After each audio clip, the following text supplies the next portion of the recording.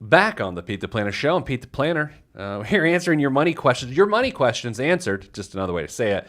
Go to Ask Pete. That's all one word. It's 2 words, but I want you to keep the space. Space saving. Go to Ask Pete at PeteThePlanner.com. Producer Nicole joins us in studio today. Hello. Hello. You're sitting on pillows. 2, yeah. 2 pillows because you're petite. Thank you. That word seems condescending. It's My wife better- is petite. Yeah. But Isn't there's, it? There's nothing worse than someone coming up to you and being like, "Wow, you're short." Yeah. And I like to kind of like look around and be like, "I am." Yeah, it's one of those weird things. It's been Right. happening to my wife entire life. All right, this email, I spoke to a group of college kids at a kegger. No, at an event this week. And so I got an email from a young guy there, and I'm just going to read it now. So here we go. I'm going to read the whole email, and it's going to seem self-congratulatory, but it is what it is. Whatever. Hello, Pete. Nice talk. Although we were facing some technical difficulties, your humor definitely helped remedy this problem a lot. And that's the first lesson for today. Humor cures all. I like that lesson.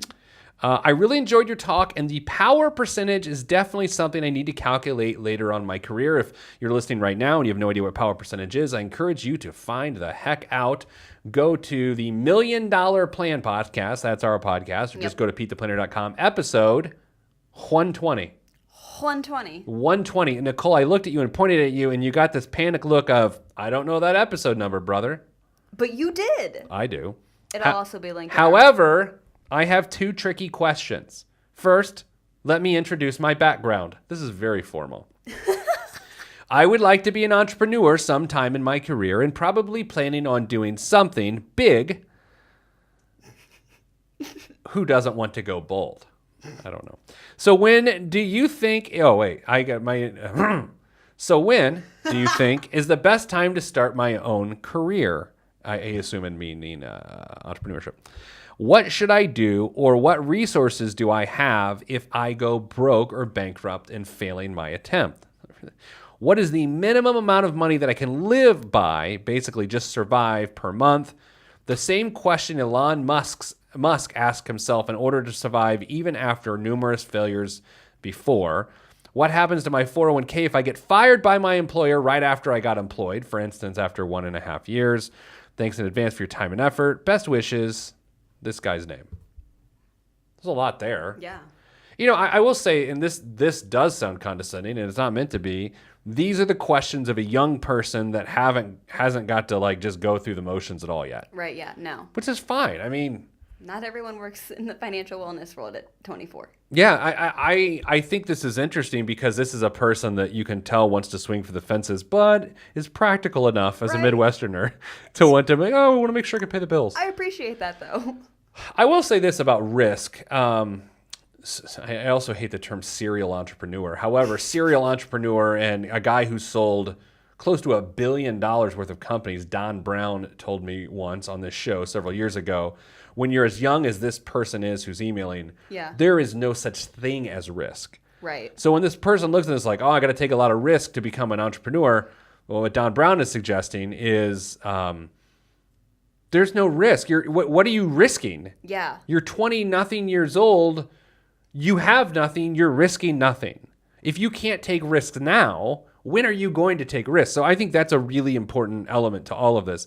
Number 2, what's the minimum amount of money someone can live on to survive? That is really based on your standard of living. But as a 20-something-year-old tech person, $1,500 a month if you're really bare bones scraping by, Yeah. maybe. The key is like, how do you find work-life balance so that you don't burn out Absolutely. at that age, which a lot of those guys do. Because especially if then your weekends and free time become all of you just grinding on whatever your next move is, absolutely you're going to burn yourself out. He wants to know what happens to his 401k if he gets fired. Planning to get fired is audacious and bodacious. It's all the dacious. First of all, if you get fired, nothing happens to your 401k. It's still yours. It's your money. It's an account that is set up through your employer, but your employer doesn't get to keep it. However, what could happen is that your employer match may have a vesting schedule. So Nicole, you receive a match here at the Peter Home office. I do. And I don't think we have a vesting schedule. I think you're immediately vested, meaning what I put in on your behalf, at some companies, if you were to leave within a certain time frame, I take that money back. Oh. Yeah, that's pretty Cool. common. So, young man emailing, it's possible that the contributions your employer makes, they'll pull back, but you get to keep your money. Make sense? Did we answer all of this? What's the minimum money? What should I do, or what resources do I have if I go broke or bankrupt? You only go bankrupt if you have so many debts that you can't carry those debts forward. So I don't know what sort of student loans this guy will have, but you can't, as of right now, you can't file bankruptcy on student loans, so that doesn't matter. So, write that off. So unless he takes on consumer debt or business loans for starting up this business, I mean, you can't take on a business loan when you're a startup entrepreneur prior to like venture capital funding. Yeah. You would have to finance it with credit cards, which I don't want to say is a good or a bad idea. That's what people do. So the potential bankruptcy would come from, you have tens of thousands of dollars of personal credit card debt. Yeah. The business fails, you're still responsible for that debt. And so then one might consider filing bankruptcy to get rid of those debts. Yeah, but I mean, look, I would just take my comment back to the whole Don Brown thing. Yeah. He was former CEO of Interactive Intelligence, and Especially because there's just him that's got skin in the game right now. Like, he's not Right. having to support any other humans other than himself. that's a big part of this. I mean, even as dumb as this sounds, even getting a cat, it means you got something dependent on you. You know what I Right. mean? Like, Because if the cat gets sick, yeah. But if it's just you and you were just trying to build something great, there is no risk. no, especially if you want it badly enough. If this is something that you're willing to commit seriously enough to, you'll be willing to make the sacrifices to eat cups of noodles. And You know, it's funny. I usually don't like to go that route. However, you're right. In You this know? circumstance, like, Yeah. just eat ramen. And it's sort of a joke, or I'm just going to eat beans. Right. And it's Yeah. like, okay.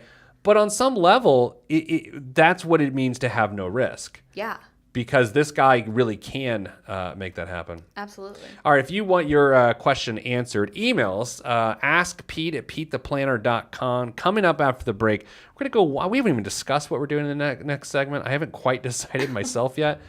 Although, you know what? Here's what we're going to do. We're going to discuss the following question. What is the one thing people need to do universally right now, in America specifically, to improve their financial lives? What is the one element that is missing in America in 2018? That is next. I'm Pete the Planner, and this is the Pete the Planner Show.